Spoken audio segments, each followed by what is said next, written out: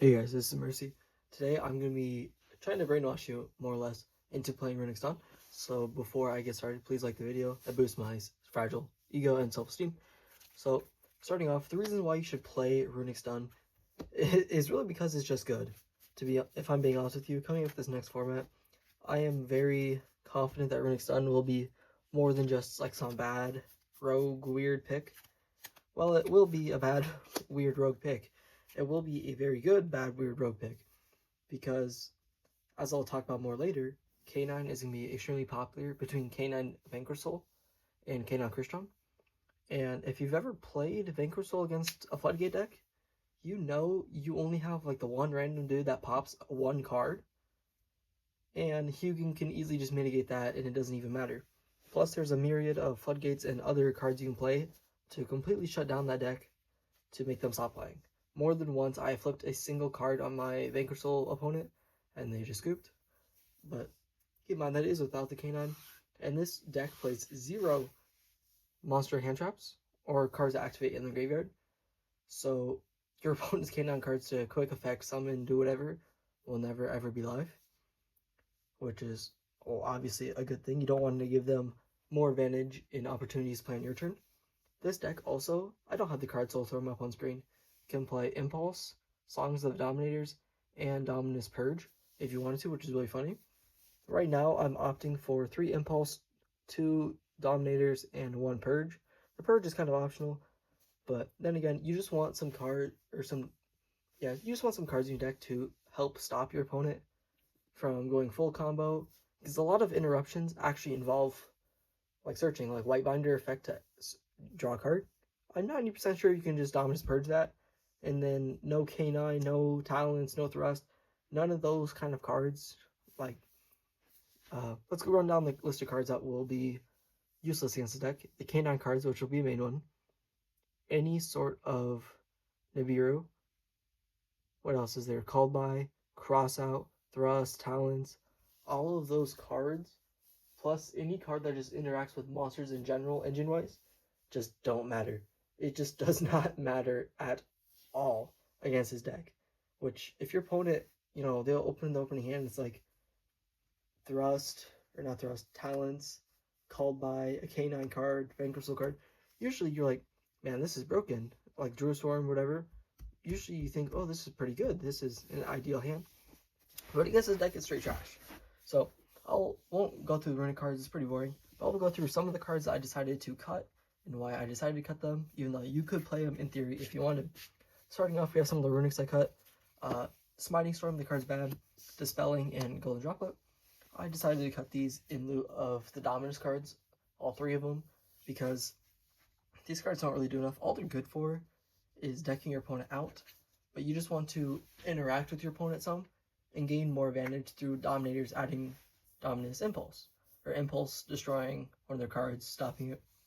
So that's why I decided to cut these. Another one that's before was always at 3 for me was Slumber. Right now I'm playing it at 2, possibly even 1, just because Slumber doesn't actually do anything. It can help protect, like if your opponent has a big beat stick, you can just make it so they can't attack that turn, which is nice. If you have like a border on the field and they try popping it with something, you can stop them from popping it. But besides that, like there's been times I've lost because I've drawn into multiple Slumbers, and usually in deck building, Runick and Dark World in a way are very unique in the fact that usually you say, oh, you just play 3 of any good card because the odds of seeing multiples is actually really slim, and I don't think like that.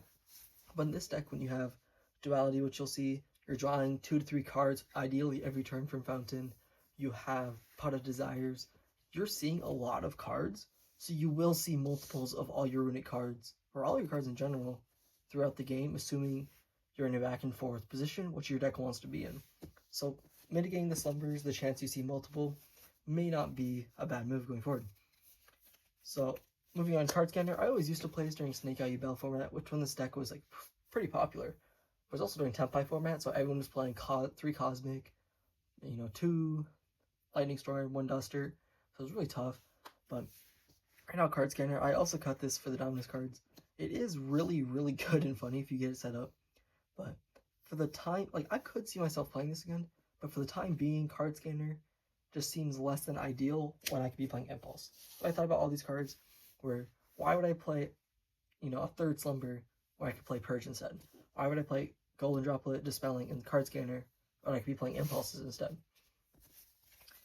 1 day piece. I played this also before. Really, it was just good against Yubel, or not Yubel, pardon me, Tenpai, because you hit Tenpai with 1 day apiece, and it's like, okay, but now what? I go first, 1 day apiece. Now I take 0 damage, and if I don't have, because most decks, if you just interrupt them a little bit, it's pretty hard for them to get lethal. We all know the nightmare of Tenpai when it was full power. You couldn't stop them from getting to lethal if you didn't have a way to stop them from attacking directly. So this would buy your turn, but for the time being, I don't see it as mandatory. 1 time tearing, it is really good. It feels really good. You drop in like turn 3, 4. You go to like turn 14. You're drawing like crazy through your deck. It feels awesome. But that like what I was saying before, why would I play Morganite when I can play Impulse or Songs of the Dominators or any other card that will gain the advantage going second, especially trying to deal with things like Detonator, like a full automat Detonator board with like the counter trap setup is very, very hard to beat. So you need to help mitigate the board with your non-monster hand traps like the Dominus cards, and also break their board that's ideally closer to a half board, but probably going to be pretty close to full power. And time tearing just doesn't do that. And then we have the Tyrant's Tirade. I could see myself signing 1 or 2 copies of this in for going first, because if you don't know, you just slap the horse, whatever the fuck it's called, like the SP at home, make the token, link or tribute both of them for Tyrant's Tirade. So now that I think about that, that's actually really funny and good. So for going first, I would side this in, but main decking, I would say not. Some more cards that I am considering main decking. Got Ultimate Slayer. In the extra deck, you really don't need like 3 Jerry, 3 of the Battle Destruction one. You don't really need. Oh, Jerry is the Battle Destruction one. Frecky is that one I was talking about. Like 1 Frecky, 2 Jerry, 3 Hugin, 1 of like the little horse dudes.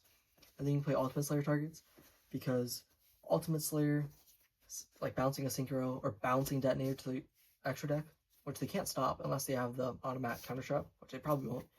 Cool. You have Detonator, which is usually a counter to my board.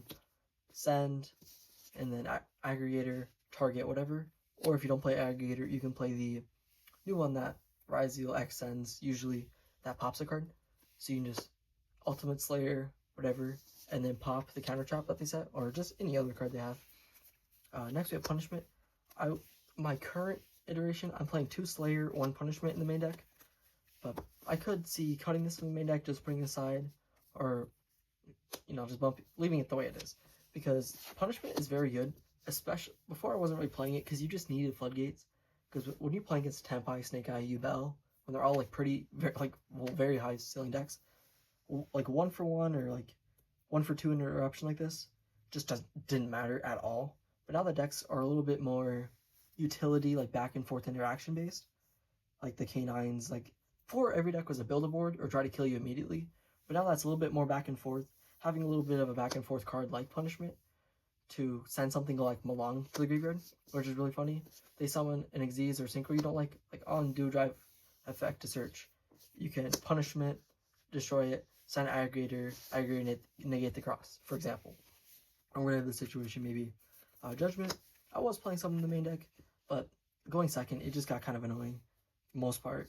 So I would cut this from the main deck, definitely side 2 to 3 of them, but I like just Punishment more, because it goes, well, obviously this was mandatory when people are playing Cosmic, Harpies, and Lightning Storm at maximum numbers in their side or main deck. But now that people are not, there's room to play cards like Punishment, because you can just slap them down the board. On your opponent's turn, you can pop a card or 2, which is very, very nice.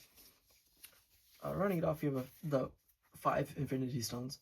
We have 3 Synchro Zone. Before I was playing Messenger of Peace, but Synchro Zone, now that no one's playing Tenpai, is absolutely insane. The only effect that matters on this card is the first line. Only Synchro monsters can attack.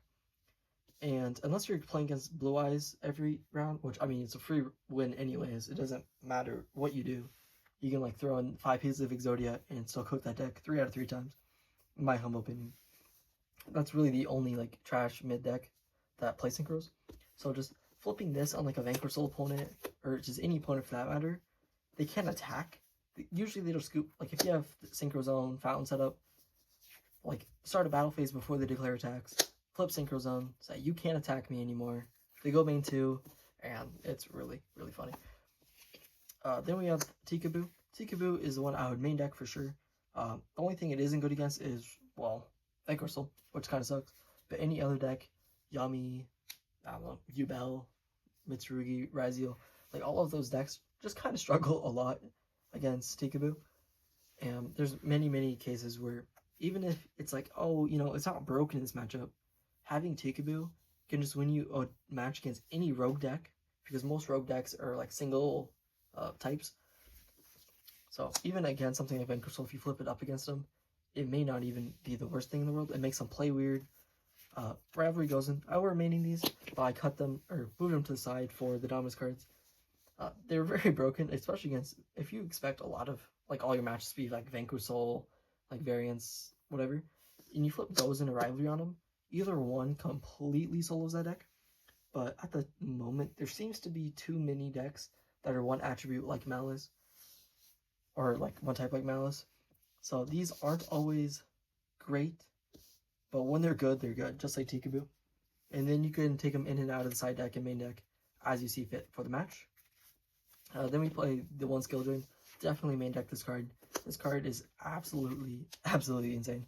You just flip it and say, no, your SP cannot banish my stuff. I don't know what to tell you. Then this part I don't have quite figured out. 2 Amano, and then 3 border.